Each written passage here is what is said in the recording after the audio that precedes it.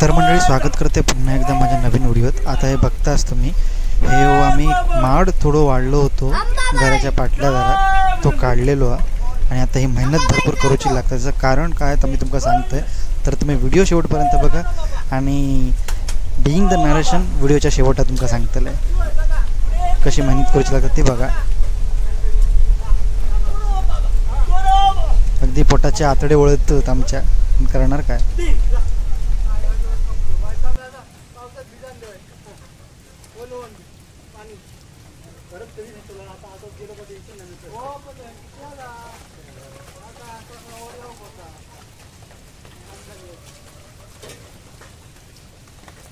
Pipe मारतात नाही तर पाईप चालू करा, पाईप पंप चालू करा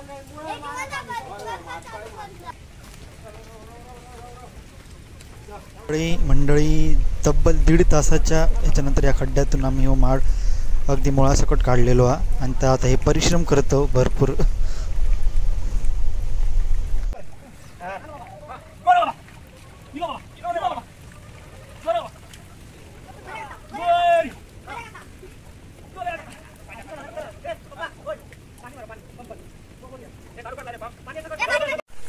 थोडासा पाणी मारतो ह्याच्यासाठी की त्यातली माती थोडी निघाक होईल आणि थोडा हलक्या उपाय म्हणून।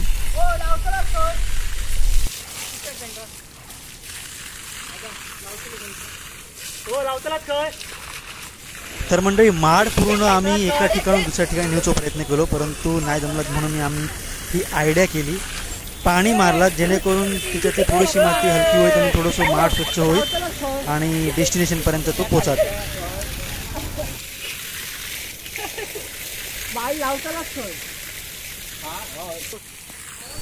आता पूर्ण माती काढून झालेली आहे आणि पुन्हा आता आम्ही प्रयत्नात एका जोरात तो डेस्टिनेशनपर्यंत पोहोचवतलो आणि उद्या पुन्हा माडाक नवीन रूप येतला।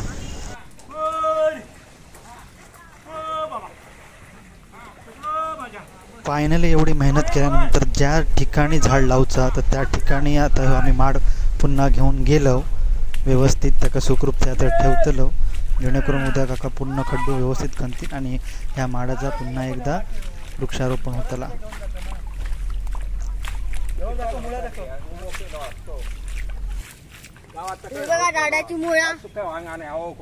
मंडळी काका थोडेसे चिंतित असत, त्याचं कारण असं की पाऊस असल्यामुळे पुन्हा एकदा खड्डो खाणं व्यवस्थित, तर त्यांच्या मताप्रमाणे की थोडासा वाईज पाऊस कमी झालो तर व्यवस्थित खड्डो खणूक देखील गावात चांगला मोठोसो खड्डो करून ह्या माडाक पुन्हा थंय लावूक होयो।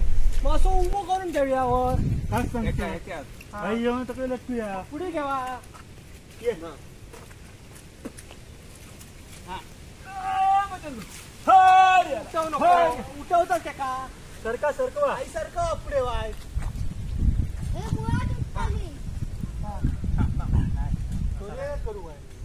नाही मी कसं उठव तुम्ही उठव बस बस बस बस बस बस आता उठव थांबा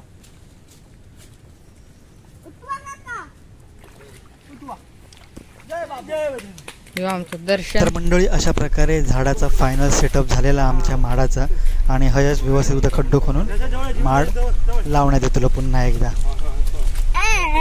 आता being the narration moral of the stories ऐका।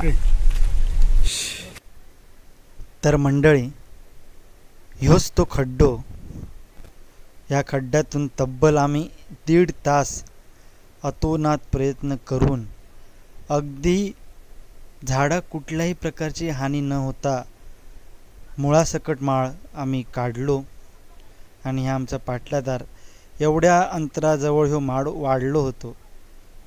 अगोदरच असे बरेच जुने आमचे माड होते या ठिकाणी, ते घरावर पडता पडता वाचले। सुदैवान ते वाऱ्यामार्फत दुसऱ्या ठिकाणी म्हणजे दुसऱ्या दिशेकडे जाऊन पडले। म्हणूनच आम्ही ठरवलो की एवढ्या जवळ माड उंच वाढत चाललेलो हा, तर पुढे काही टेन्शन नसता कामा नये म्हणून आम्ही काढलो मंडळी. तर ही गोष्ट लक्षात असू तर द्या. मंडळी संपूर्ण व्हिडिओ पाहून तुमका समजलाच असत तर ह्या पूर्ण व्हिडिओ मागचा नेमका कारण काय. तर संकल्पना लक्षातच इली असतात. आपण आपल्या हौशे खातर आपल्या घराच्या अवतीभोवती झाडं लावतो, पण ती अशी झाडं असतात की काही झाडं की मोठ्या झाल्यावर ती आपल्या घरावरच पडण्याची शक्यता असता. सो ती झाडं आपण सुरुवातीपासून थोडं घराच्या अंतरावर लावली तर खूप चांगला असता, कारण नंतर आपल्याक देखील त्रास नको आणि झाडांका देखील नुकसान नको. सो लक्ष ठेवा. हा, आता हौशे खातर प्रत्येकाची इच्छा असतात की आपल्या परिसरात चांगली चांगली झाडं असावीत, नारळाची झाडे असावीत, कलमा असावीत, पण अशी झाडं घराच्या जवळ वाढवू नये जेणेकरून मोठी झाल्यावर पावसा पाण्याच्या किंवा वादळ वाऱ्याच्या गोष्टीमुळे तीच झाडं आपल्या घरावर पडतील आणि जेणेकरून घराचं नुकसान होईल. सो त्यासाठीच ही व्हिडिओ केली होती आणि आम्ही तो आमचो माड जो की घराच्या पाटल्या जरा जवळ होतो तो काढलो आणि आता दुसरीकडे वृक्षारोपण त्याचा केला. तुमका ती व्हिडिओ मी दाखवीनच.